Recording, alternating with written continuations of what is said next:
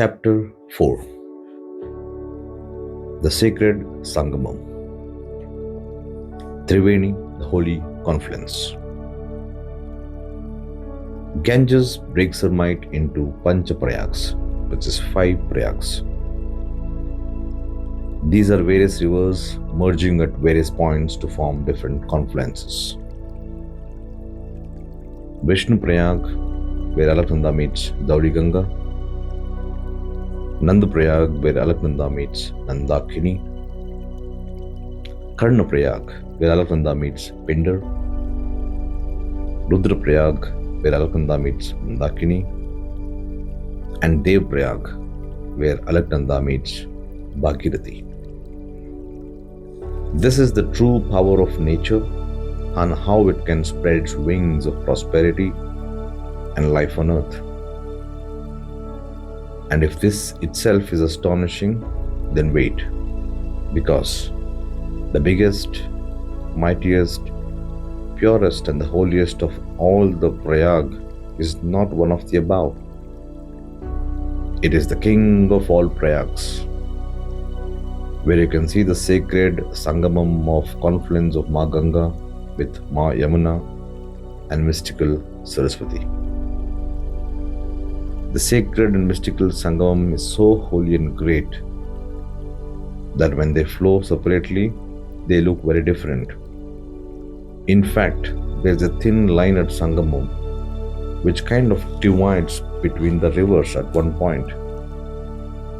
And when they merge, you cannot make out any difference as to which water comes from where.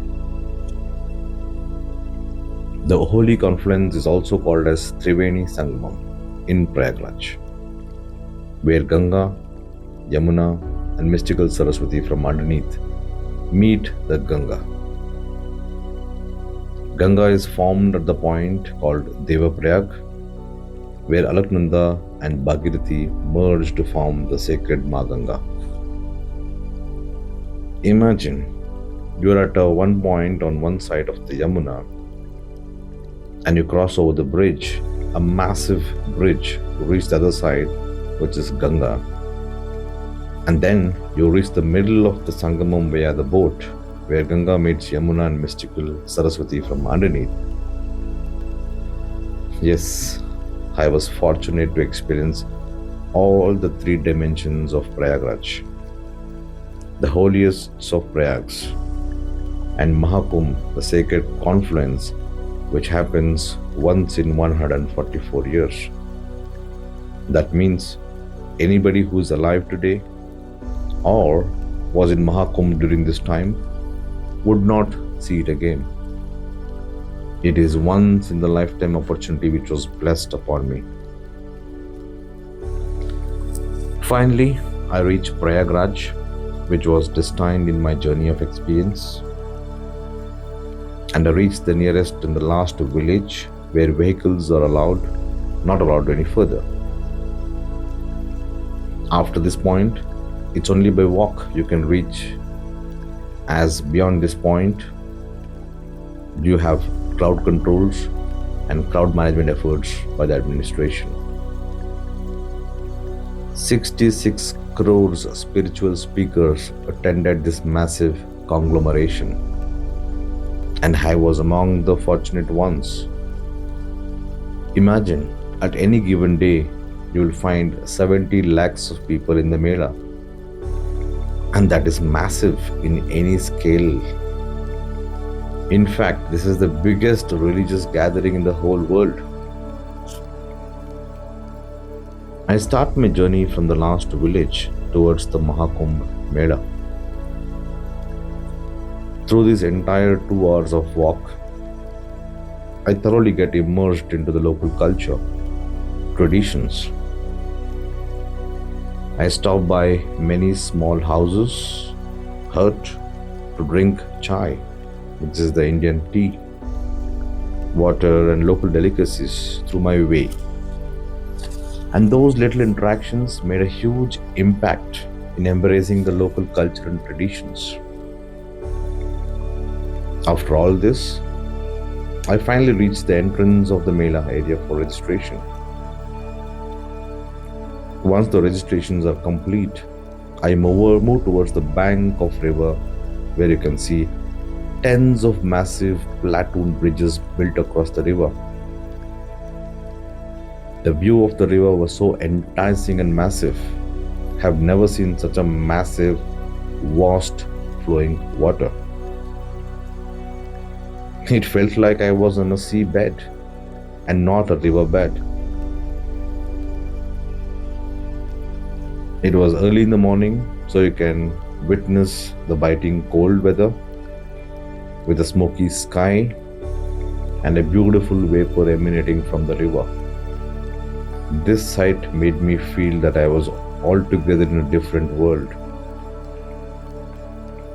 The river was so huge in width that your eyes could not meet the land on the other side of the river. You have to take the journey on your feet towards 2.75 kilometers approximately, and that's the stretch of the bridge to reach the other side of the banks. And this was the might and the scale of Ganga at Prayagraj. By now, I'd heard a lot of news about the crowd, the badness at Sangamam, etc. So after seeing Varanasi earlier, I was mentally prepared for another round of huge crowds. And as I get closer to the entry point, I see only a handful of people versus what I saw in the media. I was thoroughly surprised.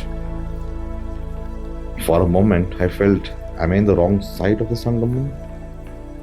Or am I too far away from Triveni? Because the exit bridges were fully jam-packed with people. However, the entry points was just with a handful of people. So I felt I was blessed, at the same time confused seeing the ground reality. So finally I submit my prayers to Ma Ganga before I start my journey to cross the river. Om Namah Gangaye Vishwarupini Narayani Namo Namah. Om Tripad Gaya Vidmahe Bhagiracha Dhimahe Tanno Ganga Prachodayat. It's a very unique experience to walk on the platoon bridges that was built on Prayagraj. Herons were screeching on the background, birds chirping and flying, fishes jumping on the smooth, silent flowing water. The water is gushing underneath, yet calm on the surface like a thin glass installed on the water. While you can witness a lot of puja materials floating in the water, but the water seemed to be crystal clear beneath. As always, I loved to be all by myself, walking and enjoying the cool breeze. As I attempt to cross the 2.7 kilometers bridge to move to the other side of the Prayagraj, I walk through, I see people, few sadhu sons passing by. After 15 minutes of my journey, I happen to see a group of sadhus of Mahakal lineage, dressed in black attire, beautiful Basma Vibhuti, and red Bidhu on the forehead, Kamandalam in hand, side bag on one side of the shoulders, multiple Rudraksh malas, chains worn on the body. Without much of a bother, I continue to walk. And from a distance, one of the Baba begins his approach towards me. Initially, I kind of feel a little scared as the bridge was empty. So without a stop, I continue. Suddenly the approach gets closer and the voice reaches my ear from the behind saying, Har Har Mahadev, Jai Mahakal. I turn back to see what, and without any reaction, I continue. The voice returns, and this time it gets closer and returns again with the same words: Har Har Mahadev, Jai Mahakal. The Baba gets to a 2 feet proximity and asks me, why would you not chant Shiva? Then I replied, nothing like that, and I moved on.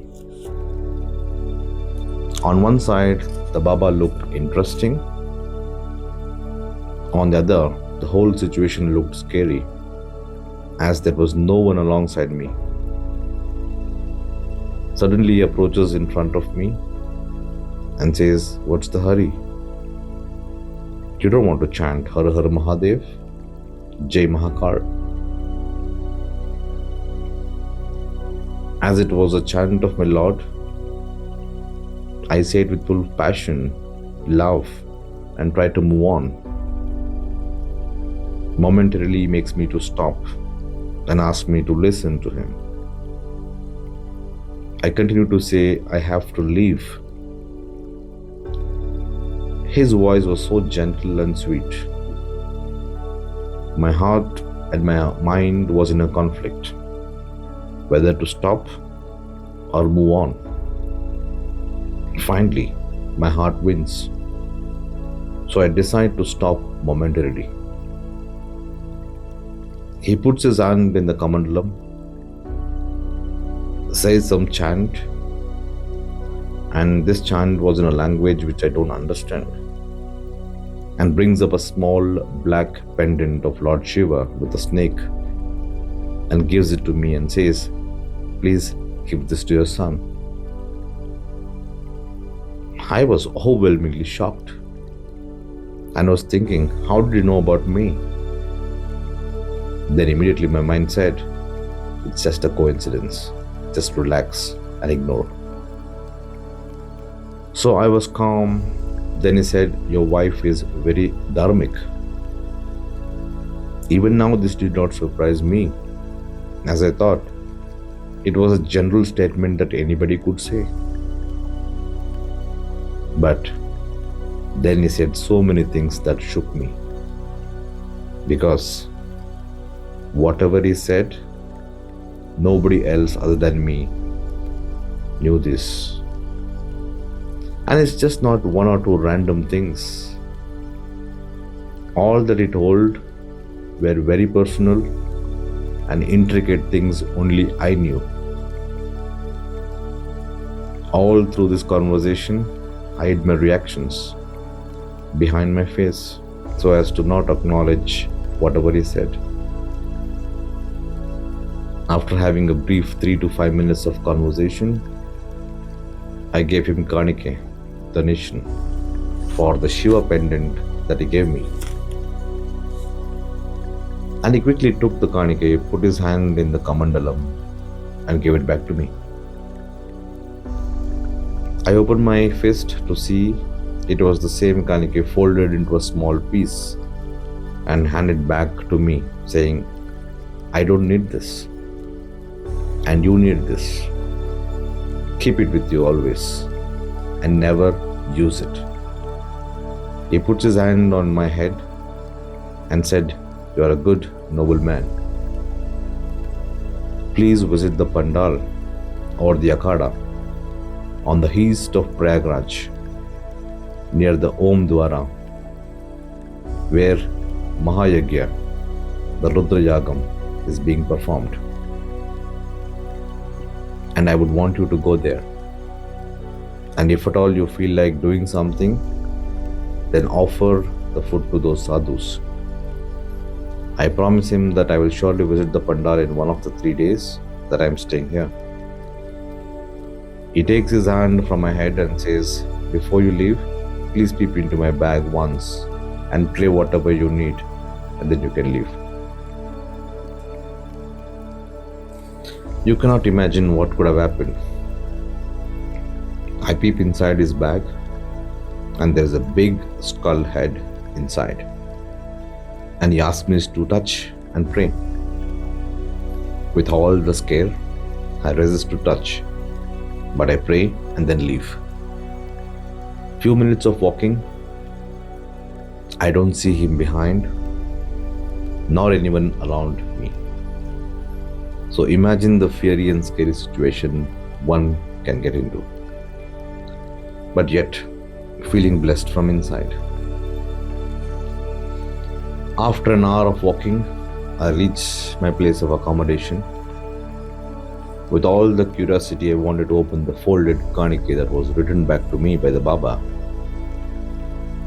And to my surprise, there was a flower petal inside the kanike.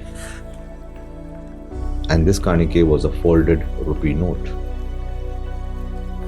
And I continue to preserve it until today as a divine blessing. Day one in Prayagraj started with a scary, pleasant, and a blessed surprise. I continued to doubt the chapter that unfolded until I visited the Akada for the puja as prescribed by the Mahakumbh Baba. Even sometimes today I still feel, is this all for real that is happening? Or is it just my illusions? As the continuous chain of events makes me feel later. Post the brief rest and breakfast, I head towards Yamuna. That is where I planned my accommodation for the next 3 days to come. And this is the place called Arail Ghat. And there are around 3 to 4 ghats around the main Arail Ghat area for Triveni Sparsh. I see all of them and decide to spend time on one of the ghats which look empty. I take my first Yamuna Sparsh. The water was so cold, yet calm, warm and welcoming. The purest water I've ever tasted. Finally,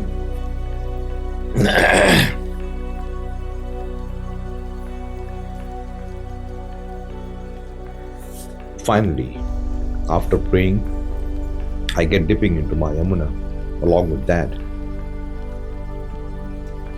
The feeling was so immense that not for 1 minute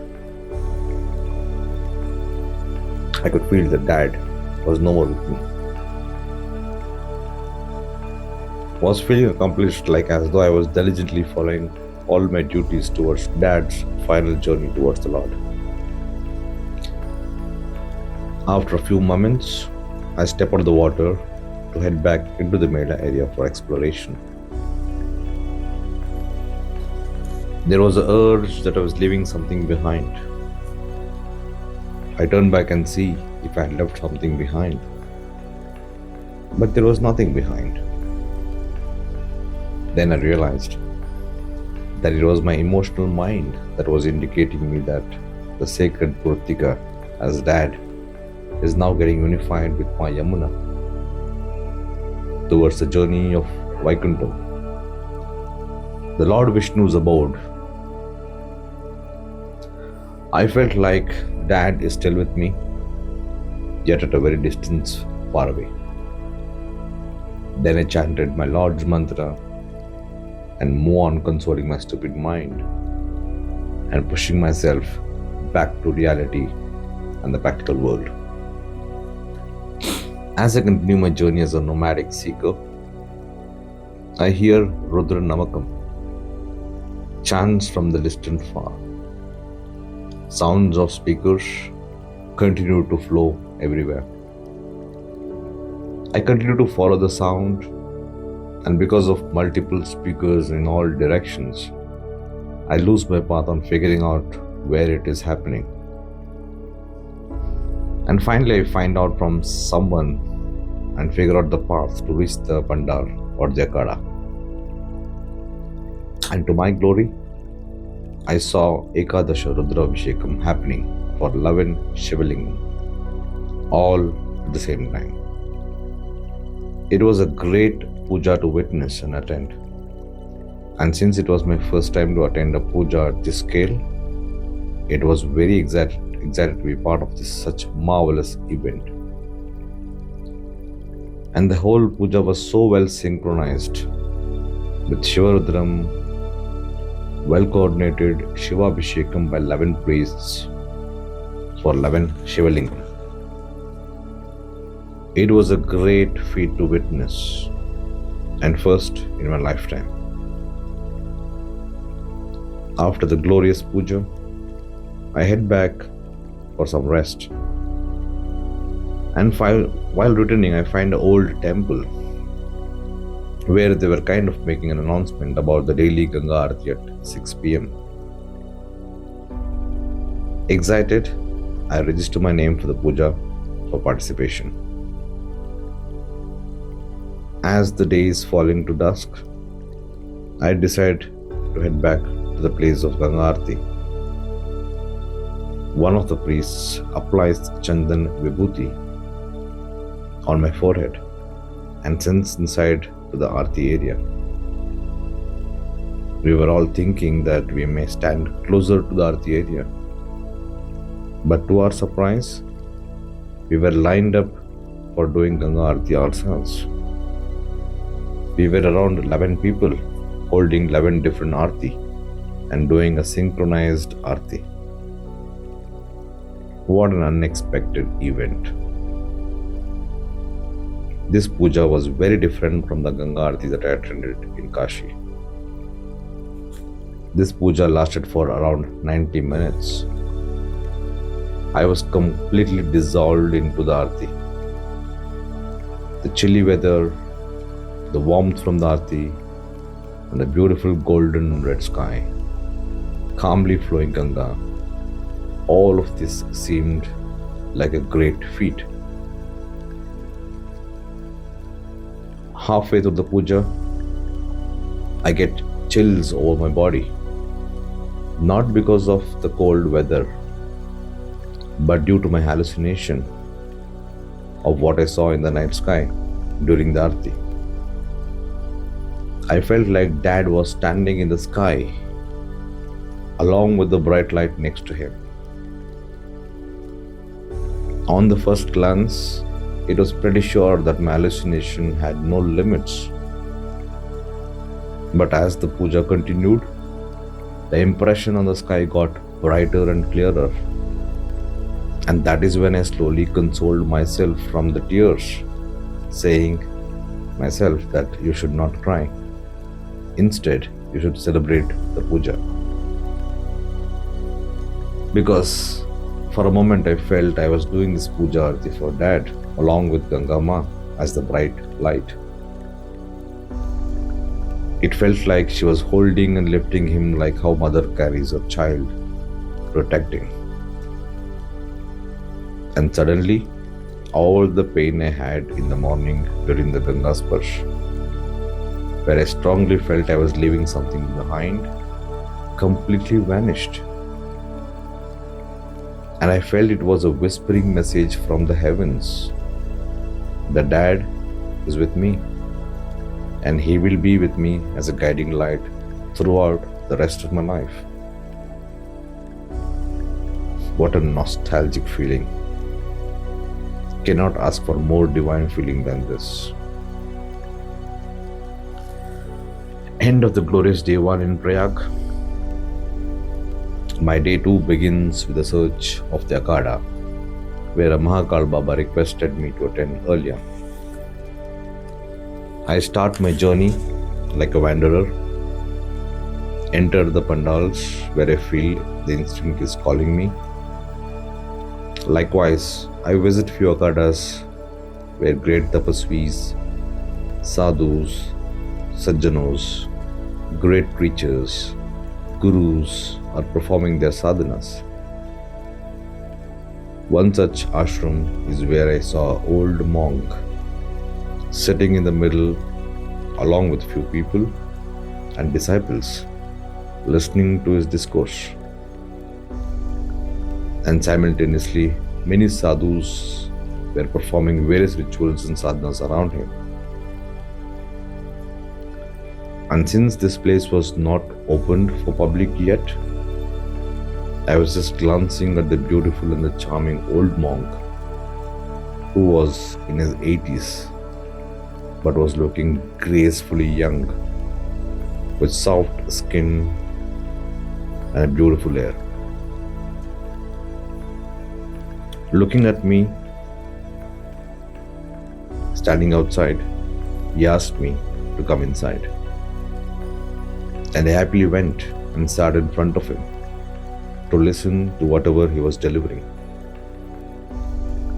I could not understand a single word of what he was telling, but the aura of the place and his charming grace held me captivated like a prisoner, nowhere to run.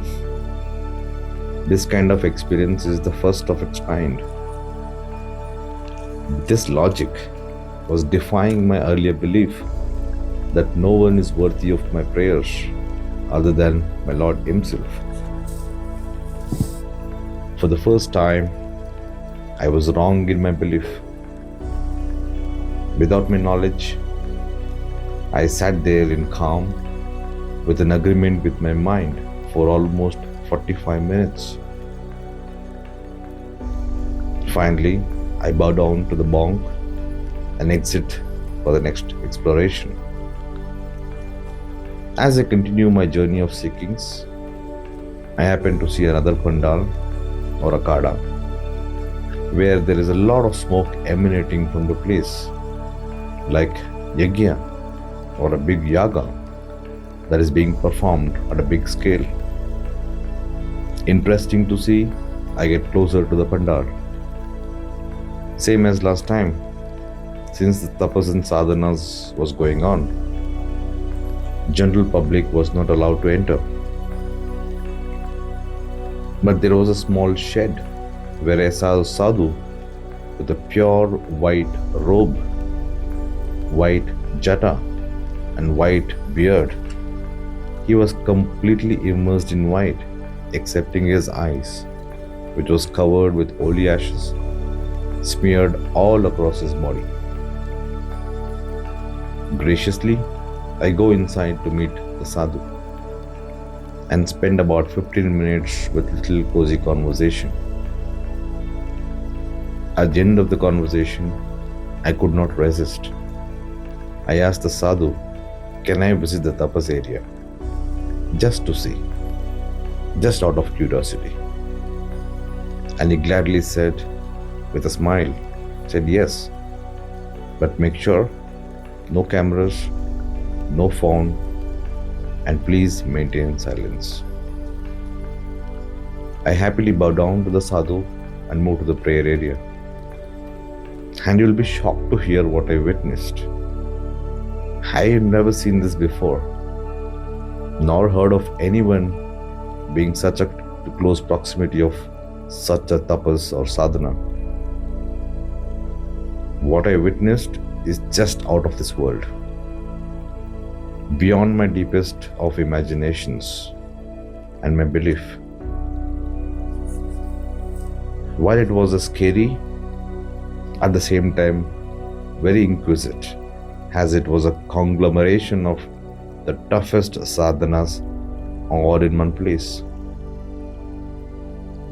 Saw few sadhus and sadhvis sitting in the center, and the smoke emanating from the burning cow dung, which was placed like a circle or a boundary around them. Few sadhus were sitting and covered in white cloth,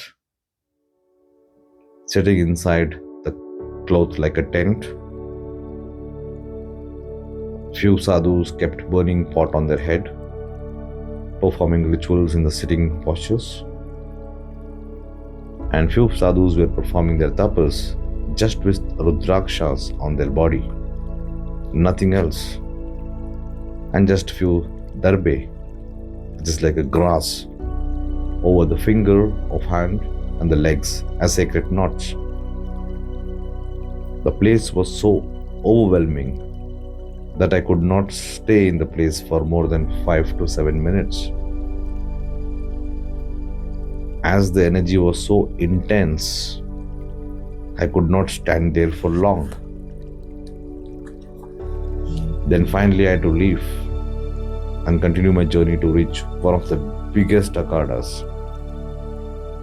where you can find a lot of independent and individual sadhus. That means these sadhus are not part of bigger groups or associations. One such Baba I happened to meet was the deep follower of Lord Muruga. He is also called as Lord Subramanya. Oh my God. He was so enticing and ecstatic. I got pulled into the Akada. So I went near the sadhu, offered him kanika and bowed down to him. He did not even bother to touch my offering, as if he does not need that. But something was very special and magnetic about this Baba. Something was pulling me towards him. So I humbly requested him if I can sit by his side for a few minutes without disturbing him on his sadhana. And he politely nodded his head with a smile and said to sit behind. I was just sitting in front of the Homakundam along with the Baba. He was doing some puja and I was sitting beside him watching him like a baby who watches his mother. After a few moments, he put his hand into the Homakundam and gave some basma to me. It was hot in my hand. I kept it inside my bag and then he placed his hand on my head. It felt like the hot water bag being placed on my head. And the basma was very, very divine and intense. It was filled with fragrance which was very unique. It felt like the Lord Himself has put His hand on my head in the blessings. I could not control my emotions and asked him, where can I see him again? In return, he only smiled. In fact, I have to tell you the opening comments that he made when I met him earlier. When I saw him for the first time, he asked me, why have you come here? My response was simple, like anybody could give. In search of God, path to God, in the path of seekings, in that journey to understand things which I don't know yet.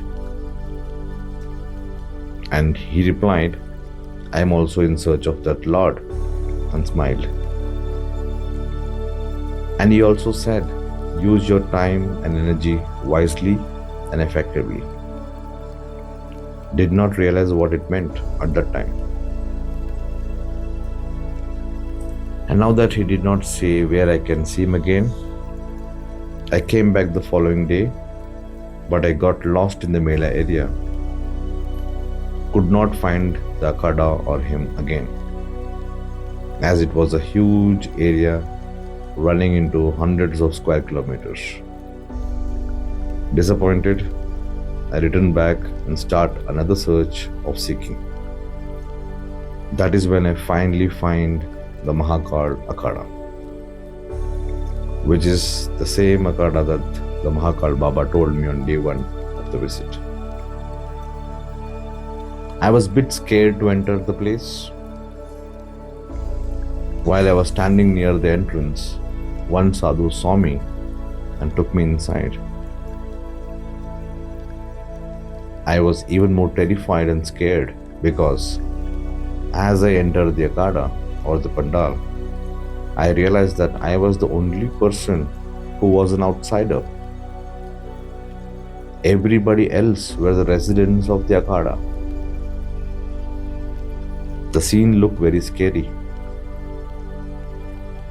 So much scary that without disturbing or drawing too much of attention, I slowly squeezed into a corner, watching their puja. To my surprise, nobody in the Akada asked me as to who I am and why I have come here. In contrary, I was made to feel like I was invited, as if they were waiting for me. Their main puja or the mantra vidhanam procedures was very different.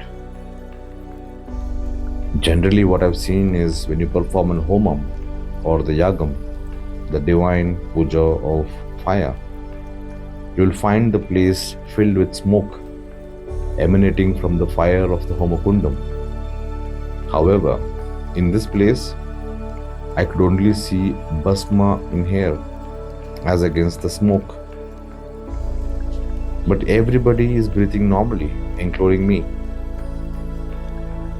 I did not understand a single word of their sadhana and puja that was chanted. However, the craving to listening to that continued to increase within me. There were around 4 to 5 groups, but all of their pujas and mantras was not synchronized. Everybody performing it differently, in different ways, but yet it was very pleasing to hear. And the vibrations was just out of this world. It was so magnetic. The aura of the place was just at a different level. This magical moment continued for almost 45 minutes. I suddenly remembered that Mahakal Baba told me at the beginning of this journey. So I politely exit to bring the food for the sadhus.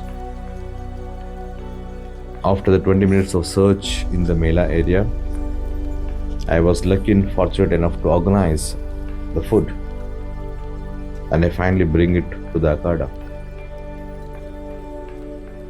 I calmly wait for the puja to complete, and then I tell one of the primary Babas that I would like to offer food.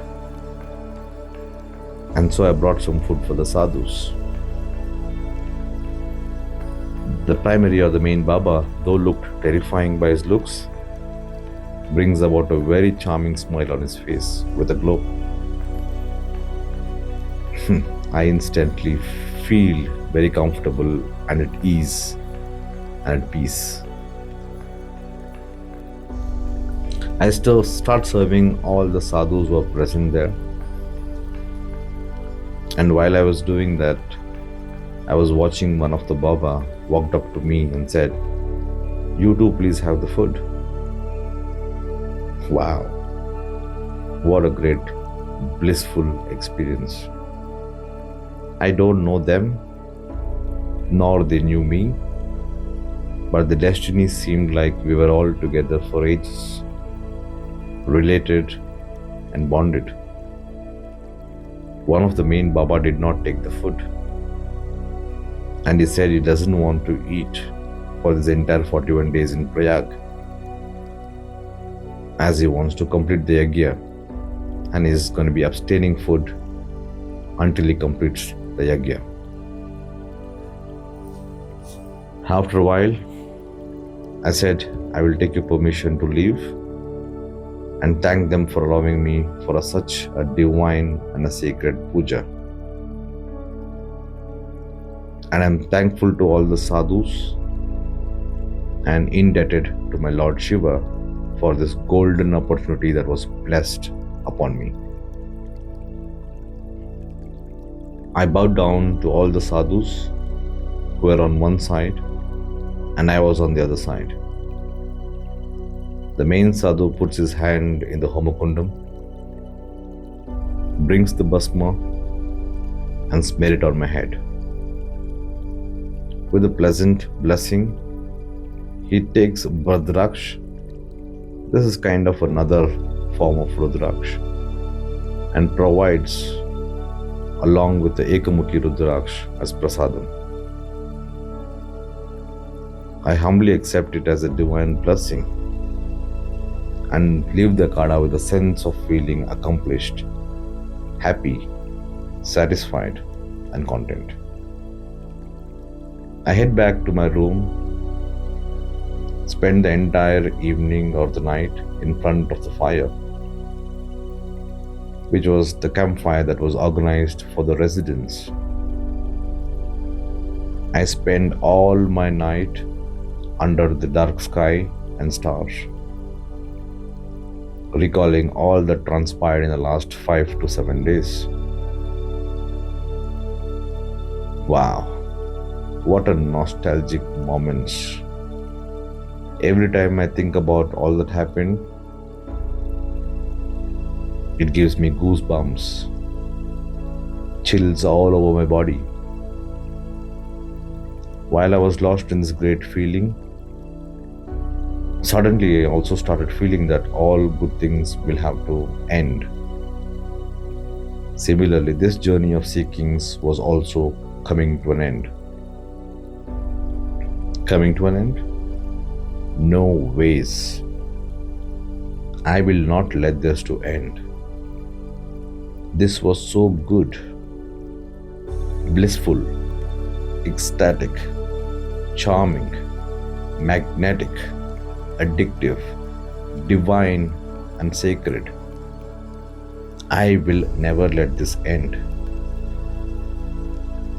This is just the beginning after the end. Beyond the end. Ananta Pariparyanta. End of chapter 4. The sacred Sangamam, Triveni, the holy Confluence.